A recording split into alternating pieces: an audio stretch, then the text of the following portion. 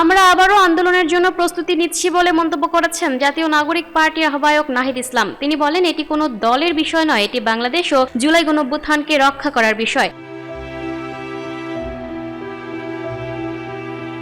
রোববার 12 এপ্রিল দুপুরে institution of diploma engineers Bangladesh মিলনায়তনে জুলাইয়ের শহীদ পরিবার ও যোদ্ধাদের সঙ্গে আয়োজিত এক মতবিনিময় সভায় তিনি এসব কথা বলেন। নাহিদ ইসলাম বলেন, অন্তর্বর্তী সরকারের সময় আমরা আপনাদের পাশে সম্পূর্ণভাবে দাঁড়াতে না পারলেও সর্বাত্মক চেষ্টা করেছি।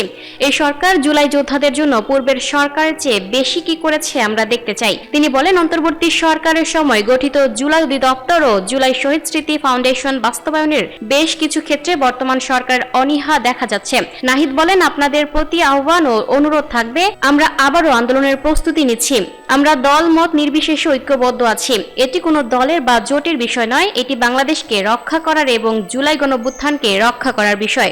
জুলাইয়ের শহীদদের রক্ত যেন বৃথা না যায়, সেই লক্ষ্যে আমরা সবাই ঐক্যবদ্ধ থাকব। তিনি বলেন, আজকে আপনাদের সবার মধ্যেই আমরা সমান স্পিরিট দেখেছি।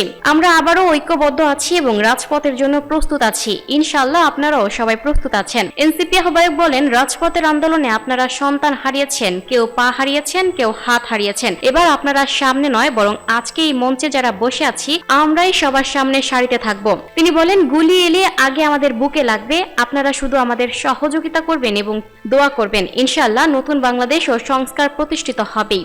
শুধু বিএনপি কেন, অন্য যে শক্তি হোক না কেন, চাই সে কোনো পরাশক্তি বা বৈদেশিক শক্তি হোক, আমরা তাদের পরাজিত করে ছাড়ব। অনুষ্ঠানে প্রধান অতিথি হিসেবে উপস্থিত ছিলেন জামায়াত ইসলামীর আমির doctor Shafiqur Rahman. Lucky Akter, up to date news, Dhaka.